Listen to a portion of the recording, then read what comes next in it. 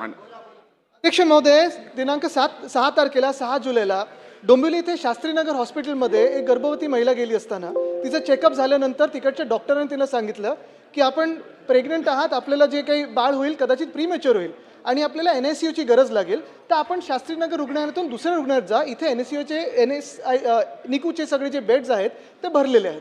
पण हे ऐकताच कोणीतरी तिकडच्या एका स्थानिक नगरसेवकाला बोलवून तिकडच्या महिला डॉक्टर, पुरुष डॉक्टर, नर्सेस, आत्ता आपण ऐकतो की आपण अजून काही नवीन नर्सिंग कॉलेज वगैरे सुरू करणार आहे, पण अध्यक्ष महोदय त्या नगरसेवकांनी हात उचलला आणि त्या डॉक्टरांना मारहाण केली. अध्यक्ष महोदय, किती गंभीर प्रकरण आहे, किती गंभीर प्रकरण आहे अध्यक्ष महोदय. म्हणजे एखादा कोणी डॉक्टर आपल्याला सांगतो की ह्या हॉस्पिटलमध्ये बेड नाही आहे, निकूची गरज लागणार आहे, आपल्याला आपली ॲडमिशन दुसऱ्या हॉस्पिटलला करून देतो, आपण मारहाण करायची आहे डॉक्टर्सना. महिला असो, पुरुष असो, कुठचेही डॉक्टर्स असो, कुठचेही नर्सेस असो, कुठचेही रेसिडेंट डॉक्टर्स असो. अध्यक्ष महोदय, काय चाललंय आपल्या राज्यामध्ये? मला वाटतं सगळेच इथे मान्य करतील की असं जर डॉक्टर्सना मारहाण व्हायला लागली आणि जर काम बंद झालं तर बाकीच्या रुग्णांबद्दल काय अध्यक्ष महोदय?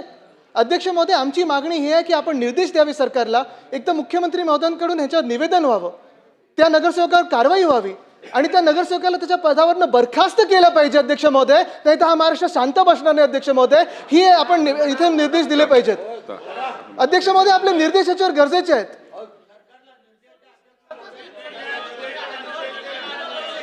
शासनाने याची दखल घ्यावी, नोंद घ्यावी.